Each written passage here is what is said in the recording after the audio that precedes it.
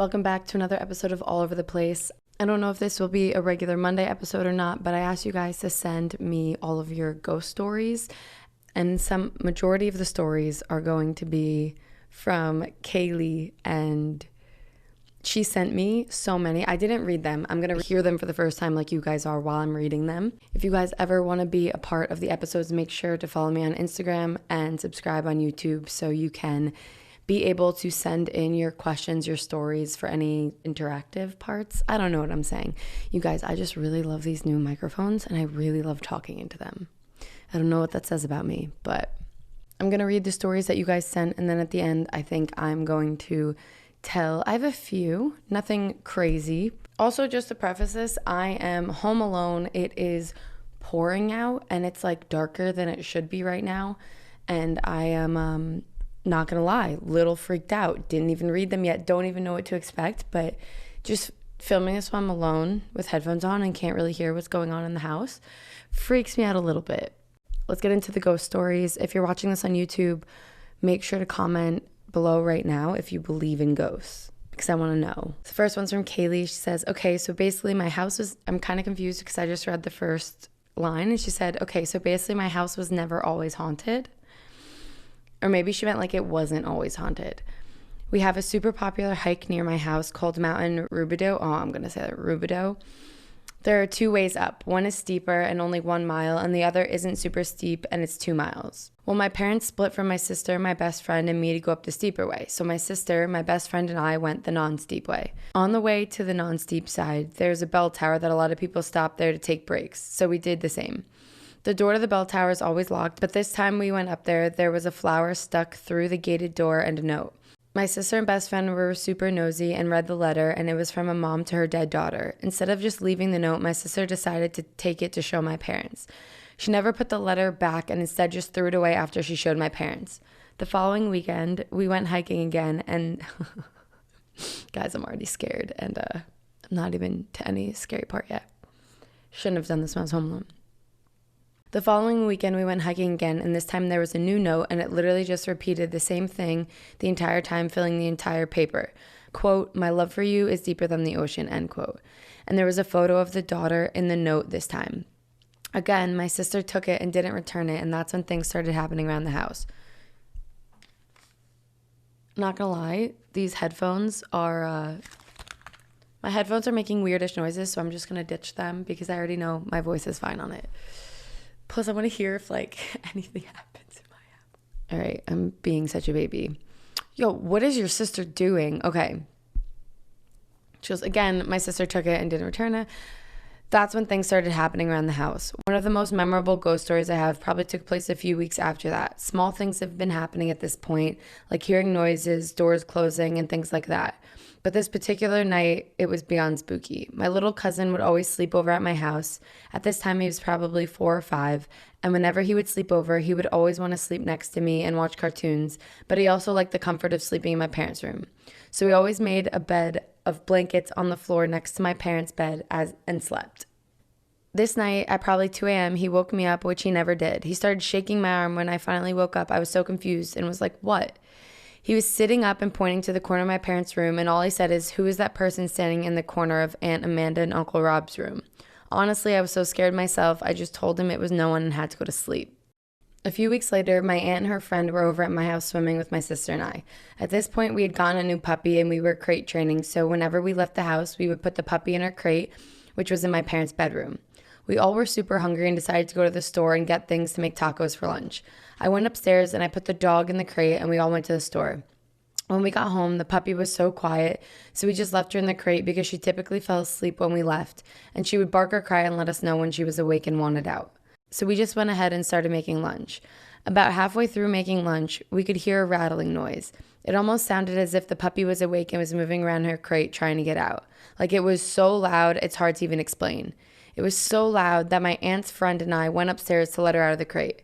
When we walked up the stairs and opened my parents' bedroom door, the puppy was still sleeping. She didn't wake up, so we all got super spooked and just got the dog and went downstairs until my parents got home. A few days after that, my sister and I decided to go with my aunt and her friend to go swimming at a different friend's house. They were having a barbecue, and it was an excuse to get out of the creepy house. For this story, it's super important to know that my aunt still lives with my grandma and grandpa at home, and my aunt's friend lived with them too. My aunt and her friends were at the store getting chips and alcohol for the party, so my grandma decided to make it easier for them and pick me and my sister up and have us at their house, so when they got home from the store, we could just go straight to the barbecue instead of them having to make another stop on the way to get us. My aunt and her friend were not aware of this at the time and still stopped by our house to pick my sister and I up. It's also so important to know that the front door at my house at the time was white with a big glass window in the middle. My parents covered the window with blinds so the sun wouldn't shine through and cause reflection on our TV. So my aunt and her friend came to my house and were knocking on the door for us to answer. They knocked for minutes, they said, and one of the blinds lifted as if someone was looking through the door and went back down and no one answered. All right, this is freaking me out. They called my grandma to tell her that nobody was answering the door, and my grandma was like, I already have them. I picked them up 20 minutes ago.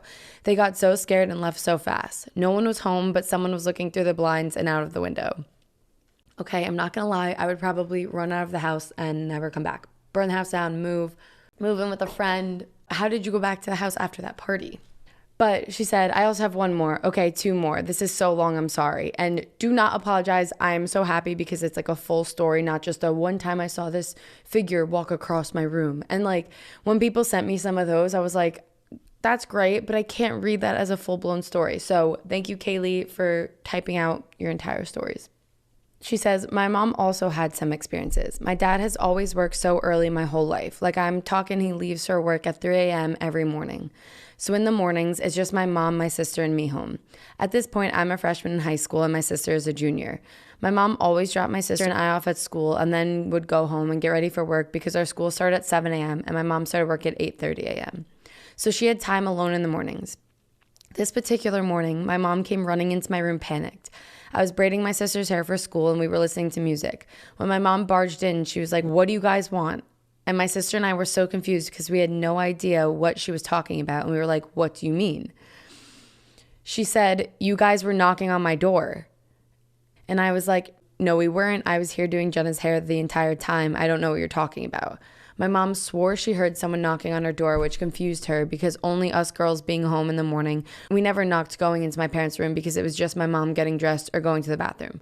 But my sister and I didn't knock at all, and my mom described banging on the door as she was using the bathroom. She kept yelling, come in, but no one was coming in because no one was there knocking. My mom got ready for work super fast and just went straight to work after dropping us off at school, even though she was super early. She was just so scared to be home alone. Is this the same house as the previous one? Because I'd be out. And I keep hearing these little creaks in my house, which I don't think you can hear on the microphone because the new mics are so good. But oh my God, now it's freaking me out. So Kaylee says, with that being said, my dad never ever believed in ghost stories we told him. He would always come up with excuses like, oh, it's just the house settling, or oh, it's just the wind slamming doors. But this night, my mom, my dad, and I were home watching TV together in the living room. We were in the process of remodeling our home, so we had a bunch of paint samples from Home Depot taped on the wall. We had a piece of tape only on the top of each sample. It wasn't secure at all, and when we had fans on, the paint samples would flap around because only one half was taped, if that makes sense. At this particular moment, we had the TV paused because we were talking about something and we all got quiet for some reason. And as soon as we got quiet, the one paint sample that was taped up in the dead center of 10 other samples flapped up and then back down. None of the other paint samples moved. No fans were on, no windows were open, nothing. All of us saw it. My dad had no excuse for that happening, and that's when he finally started believing us. I have goosebumps and my eyes, I don't know why my eyes are teary. Kaylee, you're sufficiently freaking me out. She says, that's just a few things that have happened. Luckily, it all stopped. We moved for a year up to San Francisco and rented out our house. And then we moved back to SoCal and moved back into our home. And nothing has happened since. It's been about 4 years since then. I don't know. I think one paint sample moving, I guess I could get behind. There was a weird gust of wind in a certain way. But someone banging on your door and you really thinking that someone's there really creeped me out because I don't know if there's really any explanation for that. Like someone knocking on a door is very distinct and you absolutely, that noise, you know what I mean? But glad to hear that you live in California because that's the other side of the country from me. No, I'm just kidding. All right, so Oh, I love this. Okay. I also asked you guys to email me them if they were longer. And Ralph, you sent me a long one. So I haven't read it yet. So let's see what this one is all about. Hi, Layne. I don't know if this is scary, haha, but I actually have a third eye. Ooh, this one's taking a turn already. Me and my friend in college are drinking because she was so sad because her beloved childhood friend passed away. Oh, it's so sad. While we are drinking, she's talking about how good and nice a person he was, and she can't accept that he's now dead. While she was saying that and crying, I made her stop talking. I said, "Stop. He's here. He's crying, seated at the floor, full of blood on his face." Oh, and my friend said, "What? Why? What does it look like if you really see him?" And I replied, "He's tubby. He's wearing an orange shirt full of blood, and he said he doesn't want to leave." Then my friend started to cry out loud because she's never told me what caused his passing. And I never met her friend, and I was able to describe how he looks and even the blood on his shirt he was wearing the day he died. It's an orange shirt, and he died because of a motorcycle accident. And at this time, I really believe that I can see dead people. There's a lot of scary experiences I've had. This is just one of them. Another one, LOL. I was living in Manila in a 2-story apartment when I was in college. This is the time I realized that I had a third eye. I'd been seeing a toddler. She normally was seated at the staircase at the 9th step of the staircase. And every morning at 3 in the morning, I would be awake for no reason every day.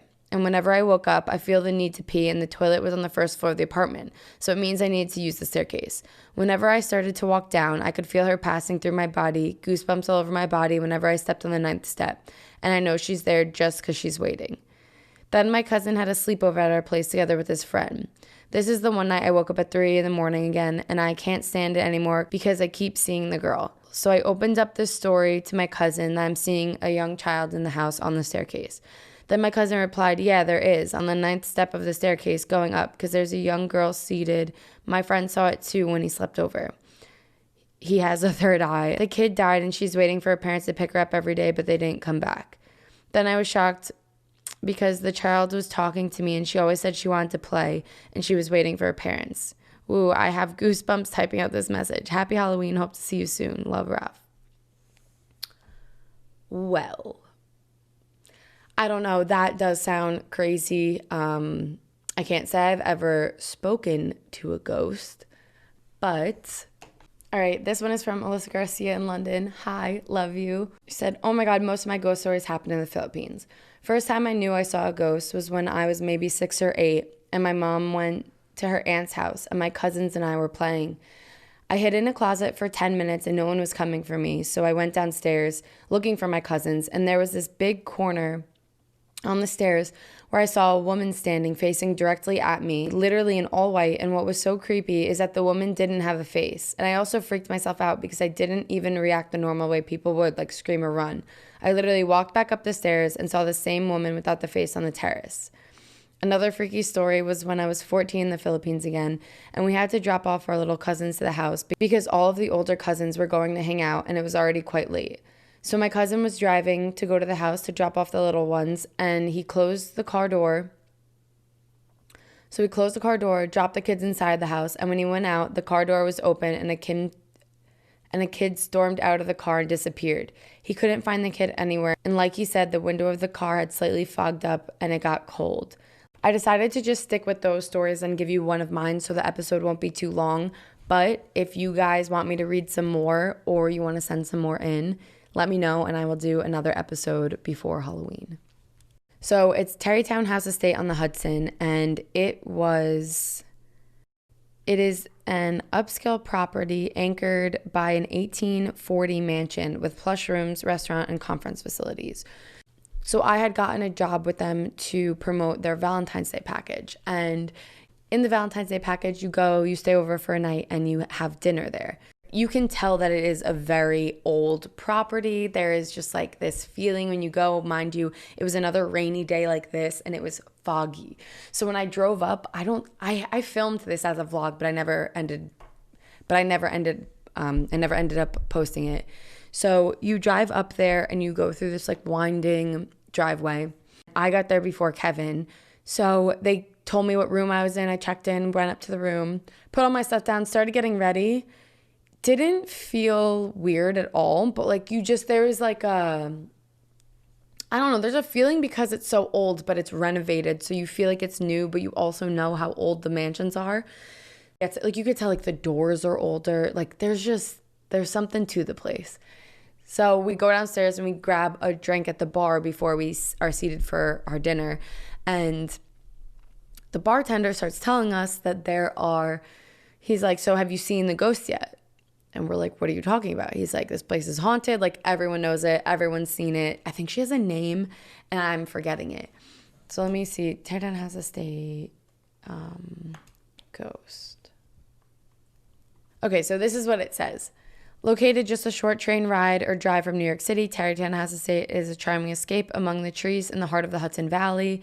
This property has been in use for over 165 years and just recently went under a $15 million restoration and refresh, boosting the best of the old world classic charm and unique modern flair. However, something strange is afoot at King Mansion. It's been said that in 1955, Sybil, oh my God, that was her name. Oh my God, now I'm getting really freaked out. Sybil Harris King, daughter of Benjamin Newton Duke, co-founder of the American Tobacco Company, died on the second floor of the King House Mansion at Tarrytown House Estate. Our room was on the second floor. Sybil was wife to Frederick King, son of Thomas M. King, who was vice president of the Baltimore and Ohio Railroad and owners of what is now the King House Mansion. She has been heard pacing up and down the second floor hallways, tends to linger near room 293, the room she is said to pass away. We stayed in room 293. Sometimes Sybil will even appear as an apparition in white or show herself through sounds, orbs, and faint shadows in guests staying in her former home. Okay, now this is what Haunted History Trail of New York State says, the website. But when we were there, the bartender told us and was like, oh, you can often see her going like from the bar to the coat closet, which is in the front and back. And like people have said they saw a girl walk in there. Like new people that start working there will see her and be like, somebody just walked in there, like into the coat closet. And the bartender's like, no, that's Sybil. Like that's the ghost. Nobody walked in there. And like they'll play pranks basically on like new people. But then we also spoke to our waiter, one of our waiters who was like, I don't believe in that. And then some people were like, oh, I've seen her. So we're staying in room 293. I don't know if they did that on purpose to be like, this is like the full effect, like the full feeling of staying here. But when we were sleeping that night, I woke up in the morning when the sun rose, because like I like leaving all the blinds open so you can see it. I woke up in the morning when the sun rose, but it was still like, it was a cloudy day, so it wasn't bright. So I woke up in the morning and I went outside, took some clips for the vlog that I never ended up editing or uploading. And part of me didn't want to edit the vlog because I was like, I wonder what I'm going to see while I was vlogging in that room prior to me like thinking it was haunted. I don't know. Maybe I'll have to go back and edit that, but I'd have to find it. So I go out and I come back in and I get back into bed to fall asleep.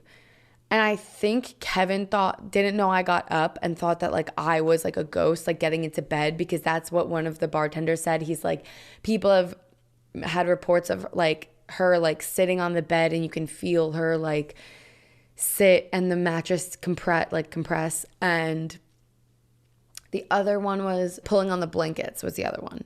So then I get back in and I go back to sleep, and I've had sleep paralysis before. But I remember falling asleep and I was in this weird in-between sleep where I could have been full sleep paralysis. I fell asleep and I was in the exact room that we were in. Like everything looked the same, but I couldn't breathe at all. And I was going like in my dream. I don't know if I was doing it in person because I don't remember. And I think I remember everything like in my vision, like from the dream, looked like static on a TV, like a dark gray static. And it was just like everything went to that and I couldn't see. And this was different than the first time I've had sleep paralysis. But then I think Kevin woke me up and I was so freaked out. And he was like, oh, it was probably the ghost. Because I don't know if Kev really believes in that either. But there's something about that mansion. And like multiple people have seen it or said it. Like maybe if you don't believe in it, you won't see her. But I definitely was a little creeped out that night after he told us. And we were like kind of waiting. We were like, oh, maybe we'll see something. Maybe something will happen. But then we fell asleep so fast. But the next morning that I did remember that happening. And now my memory's blurry. Kev will remember. But I don't remember if I got back into bed and he thought that it, like, he didn't know I got up to go film outside. So he thought it was the ghost. Or if he actually, I don't know. Anyways, that's my little ghost story. Okay, I said I wasn't going to make this that long, but this is getting somewhat long. One last thing. Now this will make me definitely a little like teary-eyed. But when my mom's dad, my poppy, passed away, my mom said something to him like, always, I want you to like send me a sign so I know you're okay or something. So my mom said like every time there's a full moon, and this is why, another reason why I'm just infatuated with the moon. I love the moon. I'll randomly look up and see the moon. So one night I had to be in middle school. We were getting our nails done in like a place in town, and in the shop, it kind of sets up like all of the pedicure chairs are here. We were getting our toes done. There are like 4 pedicure chairs here, and it's like a skinny shop. So you face the wall, and then there's a door at the end of the chairs. And the door at the end of the chairs, like it was a dark, I don't think it was a windy night, but it was like in February. I remember it was cold, maybe November.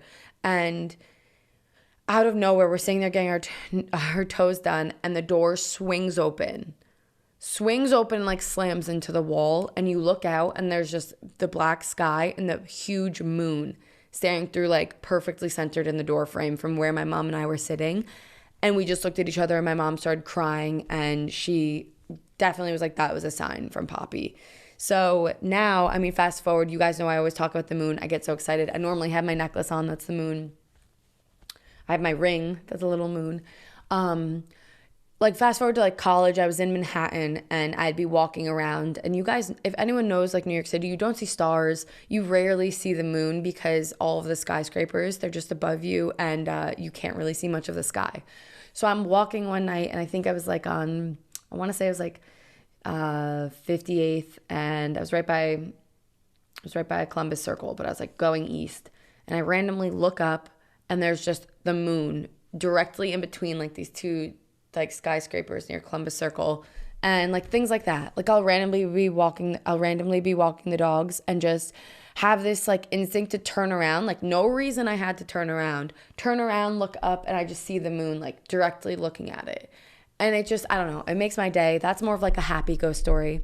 I'll leave it on a happy note like that. But I would love to share some more of yours. If you guys want, you can email them to me at layneabena@gmail.com. And I love you guys. If you liked this, let me know. Also, let me know what you're being for Halloween in the comments, because I still have no idea. Also, comment your favorite like funny cartoon or movie, because I'm going to need to go watch some rom-coms before I go to sleep tonight. Anyways, I love you guys. This was a little different of a podcast episode, but let me know if you want any other solo storytime podcasts, and I will film those for you guys. All right, I love you all. If you want to support the podcast, you can become a member on my YouTube channel or support the podcast on anchor.fm/LayneFable for $99 a month. 99 cents, guys. As little as 99 cents, and you can keep these podcast episodes coming. All right, now I'm going to be super creeped out because I'm alone. All right, I love you guys. Bye. I wonder how many of you guys are going to comment below like, I saw something behind you.